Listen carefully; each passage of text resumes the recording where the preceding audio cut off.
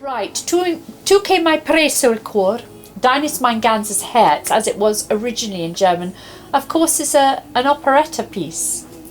And it's beautiful, and I was never so sure about it as a piece before, but when I heard Pavarotti sing it, I thought I could never be the female version of Pavarotti because it's so amazing, but I really, really wanted to do it. And he sang it in Italian, so we started on it. But because it was me, I wanted to obviously, give it a different approach and make it much more intimate, although it's fairly grand at the end. And so we started in a very sort of whispery, beautiful way, as if you're singing it in somebody's ear, and then the song got bigger and bigger, didn't it? Yeah, we Yes. totally reformatted it. Yes. So it's a totally different version than the original, and it is the way I think we did it is pretty unique.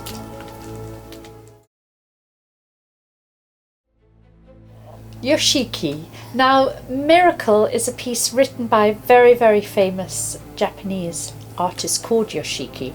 And actually, I first met Yoshiki many years ago when I was doing the movie Repo, directed by Darren Bousman, who had brought Yoshiki in to do all the sort of music production, and we were working and recorded a lot of the movie in the in Yoshiki's studio in Los Angeles, and that was how I got to know him. So we all sort of kept in touch, and then Frank went and talked to Yoshiki to see when we were doing this album, to see if he'd have anything that might be interesting for us, and because Yoshiki was working on more classical pieces, and they were sort of, had a very sort of modern, different kind of feel to them, and we offered all these ideas, and he took none of them, and he then came back and said, well, actually, I've got this piece which I did with Japan X, or X Japan, which is his big, enormous group in Japan, and said, I think I originally did this with choir. We did try it out at the Carnegie Hall with an opera singer at one point, but would you like to try this? Was that how it happened? Yes. So many things happen when you're making albums. And so we started, and I think it's a really, really interesting piece. It has a sort of slight Karl Orff feeling about it, Carmina Burana, doesn't it? Yeah. Just slightly, but yet it sits very well in sort of contemporary classical area of composing, and it's an interesting piece. I like it very much. I've grown to really like it, actually. I guess it's the most epic song on the album. Yes, it is. And also the most different in a way. It's I don't really. It's also very unique. I don't know any piece like it. I don't know any singer that sings something like this. It's it really is it's a tremendous piece of work, really. Yes. And Yoshiki is actually, it's also funny because we're kind of mates because we're both drummers. We're both rock drummers, going off to do other things. So you're talking about yourself, not me. no, I'm talking about me and Yoshiki. Yes. You play drums quite well. Well, You're not that bad. I wish my vocal timing was as good. But anyway, yes, yes. Frank taught me to play drums so that my vocal timing in pop records would be better. Yes. So it's been interesting. Yes, but Yoshiki's great. Really talented man, very lovely. Super nice guy. Yes. So we have another very sort of, again, when I approached this vocally, I had to think of it very sort of cinematically, as if my voice was just part of the whole thing rather than singing above it. So that's kind of, it fits in very well with everything else, with the choir going and all the instruments and strings, and it's just part of it. Belongs on a soundtrack probably or something. Yes. Time to say goodbye. It's one of the Time to Say Goodbye is always one of those grand pieces which, if you sing it over grand, it just becomes over grand.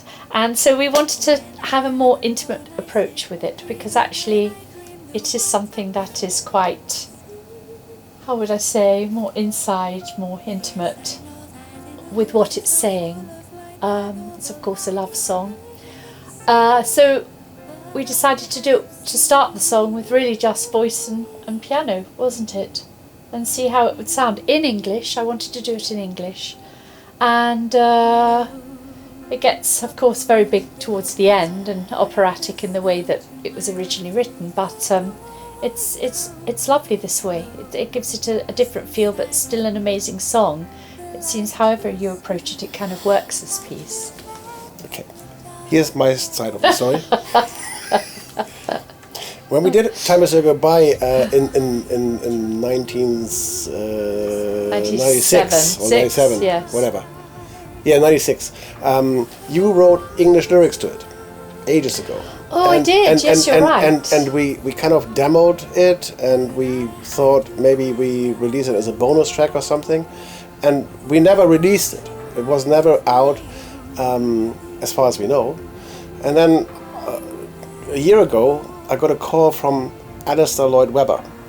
Now, the name might sound familiar. It's Andrew Lloyd Webber's son, and he works also in the music business and producing and doing things. And he said he found the English version, and if it's okay with us to do it with a singer as the lead track for an advertising campaign on BBC One England for Downton Abbey. And I thought, I didn't know all of this, really. Okay, so I thought, oh, I was thinking of why we did it. Interesting, English version. Where did you find that? So you sent me the link where you found it, and there are things on the internet that you really. Who was singing it? You. I was a demo, and I have no idea how it leaked it. Get on. I have no idea. It's absolutely absurd. The song has never been sent to anyone.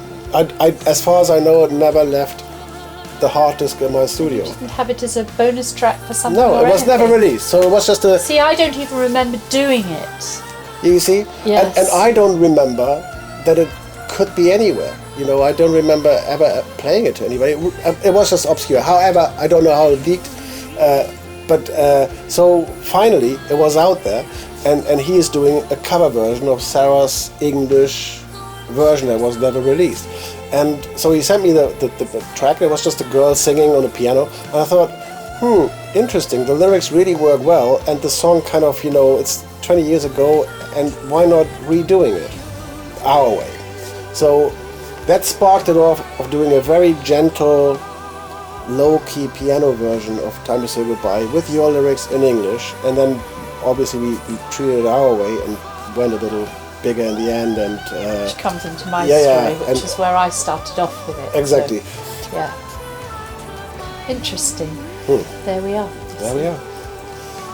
And obviously it shows that I don't tell Sarah everything that goes on. It's probably best not to. Yes.